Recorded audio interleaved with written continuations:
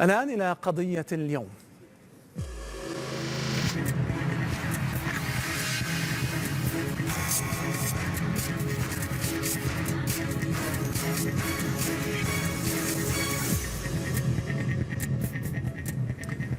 في الوقت الذي أكدت فيه عدد من وسائل الإعلام العالمية رغبة النجم البرازيلي نيمار الرحيل عن برشلونة إلى باريس سان جيرمان، خرج مدرب الفريق إرنستو فالفيردي ليقلل من أهمية هذه الأخبار، واصفا إياها بالشائعات. قراءة في الموضوع من خلال التقرير التالي. هل ينقص حرف من حروف الMSN أمام مشهد ضبابي يعيشه برشلونة مع نجمه البرازيلي نيمار دا سيلفا؟ مدلل البرازيل ربط اسمه بالفريق الفرنسي باريس سان جيرمان من خلال تقارير صحفية عالمية أكدت عدم رغبة اللاعب العيش في ظل الأرجنتيني ليونيل ميسي، بعد أن وضع صورة تعبر عن حاله في وسائل التواصل الاجتماعي أسالت معها مدادا كثيرا. من أجل هذا تحرك محيط برشلونة لإقناع اللاعب بالبقاء، الشيء الذي انعكس على تدريب الفريق في الولايات المتحدة الأمريكية. تجد سواريز يمازح نيمار بعد دخوله ملعب التدريب متأخرا على غير عادته. أما إرنستو فالفيردي فاعتبر ما جاء في وسائل الإعلام مجرد شائعات لا غير، ممررا رسالة لنيمار أنه مرغوب فيه في الفريق. نيمار نحبه كثيرا، ليس فقط من وجهة نظر كروية وإنما من أجل كثير من الأشياء التي يجلبها لنا في غرف الملابس. الشائعات موجودة لكننا نريد أن نتعامل معها شيئا فشيئا، فنحن نعول عليه وهو كذلك. عام 2013 وقع نيمار عقد انتقاله من سانتوس إلى برشلونة، وعلم الجميع آنذاك أن والده ووكيل أعماله هو من جاء بابنه إلى كاتالونيا، وهو من بإمكانه الآن أن يغير وجهته إلى عاصمة الأنوار، شرط منحه الموافقة لباريس سان جيرمان لدفع الشرط الجزائي الذي يبلغ 222 مليون يورو، يصبح أغلى لاعب في تاريخ الكرة. وحدها الأيام المقبلة التي بإمكانها أن تحسم في فرضية انتقال نيمار من عدمها. إلى ذلك الحين يظل نيمار العنوان الأبرز في الصحف العالمية أكثر من أي وقت مضى، بين صحيفة تؤكد خبر انتقاله وأخرى تخرج بالتفنيد أنه باق في برشلونة. للحديث أكثر عن هذا الموضوع في هذه القضية انضم إلينا الصحفي بقنوات بين سبورتس نجم الدين درويش. أهلا بك نجم الدين. أهلا وسهلا. نتحدث كثيرا عن نيمار وانتقاله إلى باريس سان جيرمان، صحافة إسبانية تتحدث، صحافة فرنسية، لكن يبدو بأن الأمور الأقرب هي الانتقال لباريس سان جيرمان، خاصة بأن اللاعب أبدى الرغبة بعد اجتماعه مع رئيس النادي بارتوميو في أمريكا، وبالتالي ربما نتحدث عن انتقال وشيك لهذا اللاعب. قد يكون ذلك صحيح اسلام، لأن ما نسمعه وما نقرأه من وسائل الإعلام الفرنسية أيضا العالمية، وخاصة يعني بالتواصل يعني في التواصل الاجتماعي سواء في فيسبوك أو تويتر أو إلى غير ذلك، يعني بصراحة هناك أكثر من تأكيد بأن نيمار سيكون مآله الرحيل إلى باريس سان جيرمان. وإن تمت ذلك يعني أو إن كتب لهذه الصفقة النهاية سعيدة، فستكون بالفعل مثل ما وصفتها الصحافة الفرنسية صفقة القرن، نظرا للهالة الإعلامية الكبيرة التي رافقت، نقول في البداية كانت شائعات أو اجتهادات صحفية من جانب يعني الصحافة الفرنسية وخاصة أيضا من جانب الصحافة الإسبانية، ولكن الآن يوما بعد يوم تزداد صحة هذه الأخبار، تزداد ممكن يعني فرضية انتقال نيمار إلى باريس سان جيرمان. يعني صفقة ستكون كبيرة وكبيرة جدا، ليست على الجانب الرياضي فقط وأيضا ممكن على الجانب الاقتصادي التسويقي. يعني قيمة نادي باريس سان جيرمان على المستوى العالمي ستتضاعف عشرات المرات. نعم، نتحدث هنا نجم الدين عن رحيله عن برشلونة، ربما لم يجد بنفسه اللاعب، نتحدث الأول في برشلونة، دائما الحديث دائما عن ميسي، ويريد أن يخرج من ظل ميسي في برشلونة، أن يكون بذات التوهج في باريس سان جيرمان، أن يكون اللاعب رقم 1 في باريس سان جيرمان، أن ربما أن ينافس على الكرة الذهبية في المستقبل، يريد تحقيق ربما نتحدث الكارير الخاص بهذا اللاعب نيمار. الثابت والأكيد إسلام أن يعني بصراحة الآن في عالم كرة القدم نحن محظوظون بوجود لاعبين، يعني ليس أنا شخصيا لا أعتبرهما نجمين بقدر ما أعتبرهما يعني بصراحة يعني ظاهرة كروية بأتم معنى الكلمة. نيمار، مشكلة نيمار بالفعل بأنه تواجد الآن أو يتواجد حاليا في ظل ميسي مع يعني فريق يعني لا يحكمه إلا ميسي. ميسي لاعب ممتاز، لاعب كبير وكبير جدا، يعني من دون شك سيكون يعني في ظل ميسي إذا ما أراد الاستمرار. في نهاية المطاف لا أتصور بأن لاعب في قيمة نيمار، في مستوى نيمار، وأيضا لديه سنوات طويلة قادمة من العطاء ومن البروز ومن التألق، بأن يرضى بهذه الوضعية. في نهاية المطاف أيضا نعرف جيدا بأن فريق باريس سان جيرمان الآن بات من أفضل أو ضمن أفضل 8 أندية على مستوى أوروبا وعلى مستوى نقول العالم.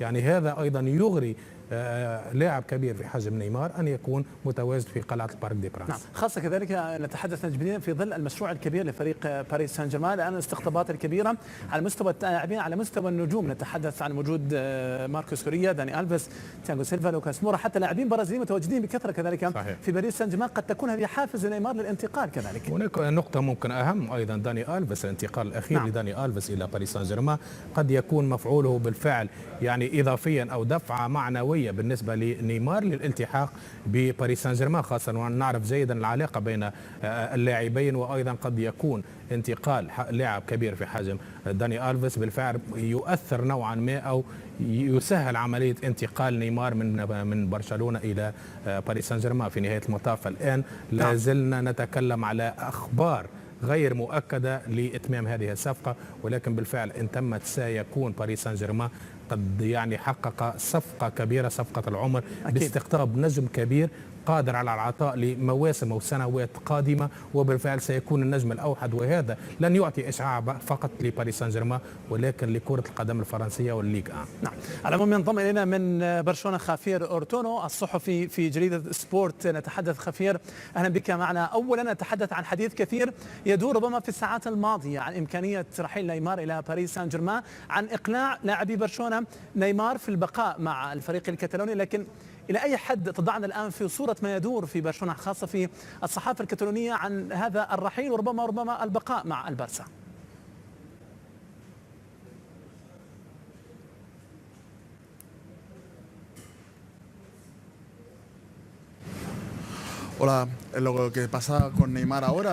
ماذا سيحدث الآن والساعة الأخيرة وما يحدث مع نيمار وما يصل من الولايات المتحدة حول نيمار؟ نحن نعرف جيدا أن برشلونة سيخوض اليوم مباراة أمام جوفنتوس، لكن آخر الأخبار التي تصل إلينا من الولايات المتحدة هو أن اللاعبين والمسؤولين كلهم يضغطون على نيمار ويحاولون أن يقنعوه كي يظل في برشلونة بكل تأكيد، وأن يقرر أن يستمر مع نادي برشلونة وأن يرفض العرض المقدم من باريس سان جيرمان والذي استمعنا إليه والذي ظهر في الأيام الأخيرة. ولكن الخبر الأخير الذي لدينا هو أن برشلونة يضغط بكل قوة كي يقنع نيمار أن يبقى في برشلونة. هناك أيضا أخبار بأن لويس سواريز طوال هذه الرحلة في الطائرة كان يتحدث مع نيمار وكان يحاول أن يضغط عليه أن يستمر في برشلونة. ميسي أيضا تحدث مع نيمار بأن هذا برشلونة هو مكان نيمار الذي يجب أن يبقى فيها، وأنه من الممكن أن يكون رقم 1 في هذا الفريق بالرغم من تواجد ليونيل ميسي، ولكن لديه مستقبل كبير. نعم. طيب خفير، أن يبقى مع برشلونة، لكن ما هي الإغراءات التي تقدمها إدارة برشلونة وحتى لاعبي البارسا لنيمار للبقاء مع برشلونة؟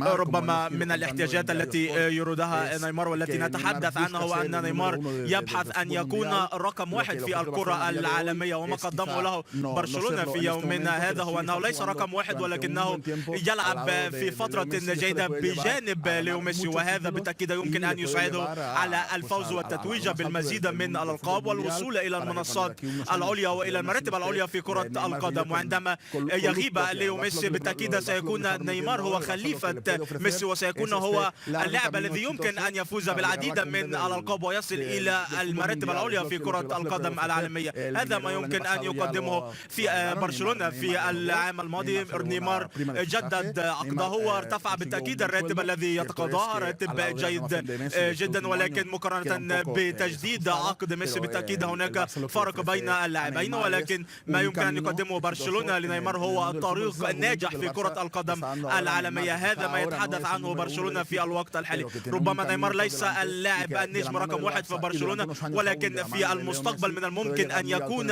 هو رقم واحد. نعم. لكن خافير هو طالما بقي في برشلونة كما ذكرت وتفضلت قبل قليل سيكون اللاعب رقم 2 لن يكون اللاعب رقم 1، لكن إذا ذهب إلى باريس سان جيرمان سيكون اللاعب رقم 1 وبالتالي سينافس على عديد الألقاب وخاصة لقب دوري أبطال أوروبا الذي يسعى إليه الفريق الباريسي لتحقيقه.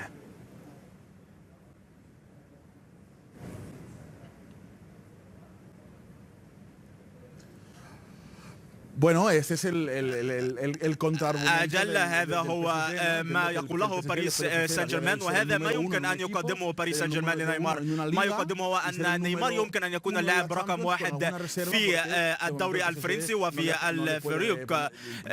باريس سان جيرمان بالتأكيد لا يمكن أن يذهب به إلى رقم 1 في دوري الأبطال، لأن بالرغم من وجود فرق أخرى تنافس بكل قوة، ولكن ما يمكن أن يقدمه برشلونة نيمار في الوقت الحالي هو أنه سيجعله يتواجد في فريق ربما رقم 1 أو الثاني في العالم، وسيساعد نيمار كي يحقق المزيد من الألقاب ويصل إلى المنصات العليا.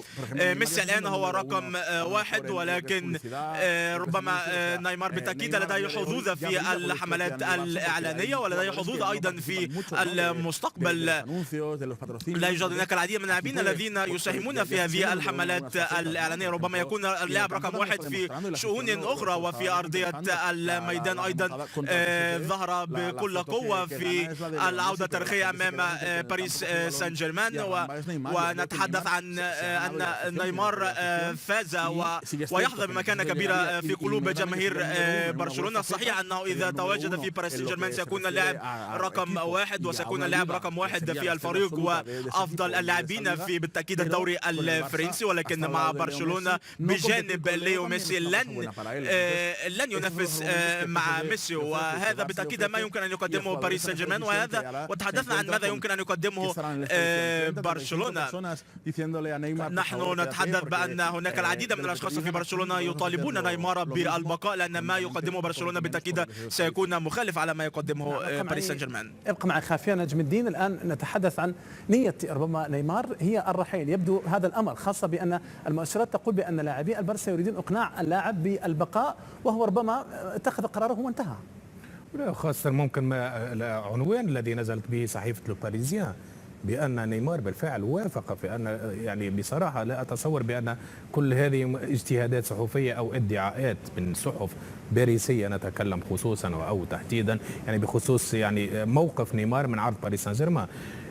الآن لا يمكن أن نجزم بحقيقة بالفعل إن كان اللاعب بالفعل قرر رسميا ونهائيا المغادرة، ولكن الثابت بأن بالفعل اللاعب هناك مؤشرات توحي بأنه يرغب في الرحيل، وأن هناك طموح كبير من اللاعب بأن يكون رقم 1. هذا طموح شرعي لأي لاعب، وخاصة إذا كان الآن نتكلم على نيمار ليس أي لاعب، يعني من اللاعبين القلائل على مستوى العالم بمستوى ومهارة وقيمة، يعني لاعب يقدم الإضافة، يسجل، يحقق النتائج الإيجابية مع فريق كبير كبرشلونة وفي وجود نجوم كبار. وأيضا نقول دائما نعود ونرجع، لاعب مثل ميسي يحجب نجومية أي لاعب آخر صراحة، ولكن نيمار الآن بالفعل يريد أن يخطو خطوة جديدة في مسيرته الرياضية، حق أو طموح مشروع. وإن تمت هذه الصفقة مثل ما قلنا بالفعل اللاعب سيحقق انطلاقة جديدة على الصعيد الشخصي على الصعيد الرياضي، ونادي باريس سان جيرمان بدون شك أيضا سيستفيد، سيكون المستفيد الأبرز من هذه الصفقة. في ظل كوكبة اللاعبين المتواجدة نجم الدين مع باريس سان جيرمان خاصة في الدوري الفرنسي في دوري الأبطال،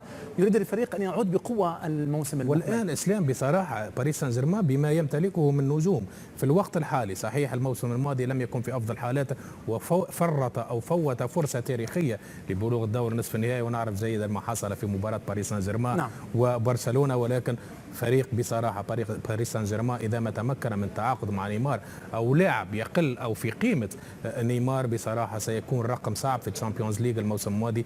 الموسم المقبل لا نتكلم فقط على المستوى المحلي ولكن نتكلم على المستوى العالمي. طيب مرة أخرى لخافير أرتونو. خافير، دائما نعرف بأن في برشلونة ميسي هو الآمر الناهي في الفريق في كل ما يتعلق بأمور الفريق وحتى بالعلاقة مع اللاعبين الآخرين، ونعرف العلاقة الجيدة والعلاقة التوافقية دائما مع نيمار. ما هو مفعول ميسي في مثل هذه المواقف في التأثير على نيمار في البقاء؟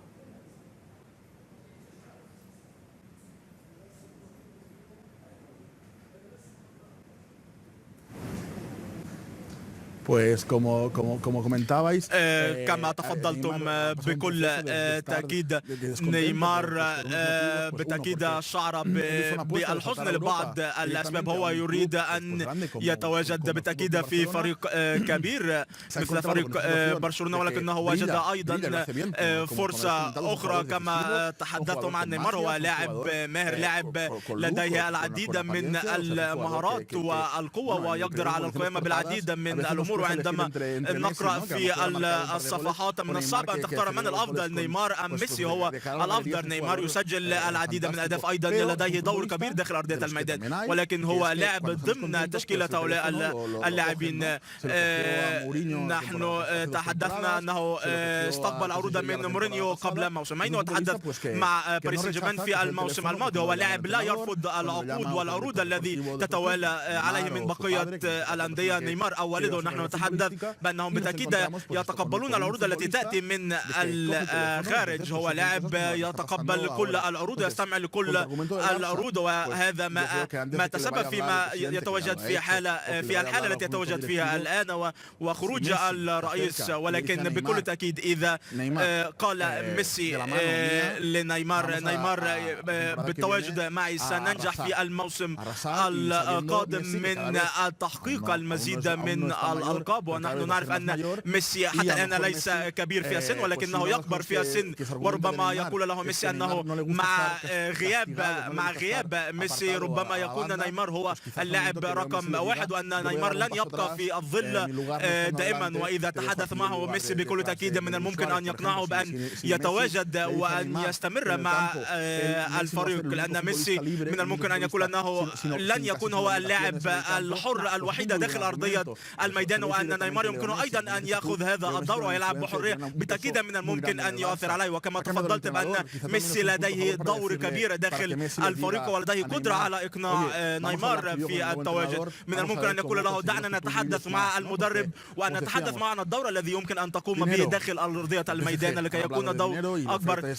بي جي أولا نتحدث عن الأموال. بي جي قال له أنه سيكون اللاعب رقم 1 في الفريق وفي الدور، وأنه سيكون لاعب حر داخل الميدان، لاعب بدون أي مهمات دفاعية. من الممكن أن يقدم له برشلونة بعض هذه الأمور، وبالتواجد بجوار ميسي بالتأكيد هذا سيكون له عامل مؤثر ومختلف في مسيرته. سنرى إذا سينجح ميسي في إقناع نيمار في التواجد في الفريق أم سيرحل. ولكن بي جي يقدم له عرض للتواجد، يصبح رقم 1 حاليا في الوقت الحالي وفي الدوري في وقت حالي، ولكن برشلونة يحتاج المزيد من الوقت في ظل التواجد بجوار ميسي. يجب أن يفاضل بين الصبر أم تحقيق الأهداف الحالية. نعم، شكرا لك خفير أرتون الصحفي في جريدة سبورت، كنت معنا من برشلونة. كما تقدم بالشكر لنجم الدين درويش الصحفي في قنوات بين سبورت على التواجد معنا. شكرا نجم الدين.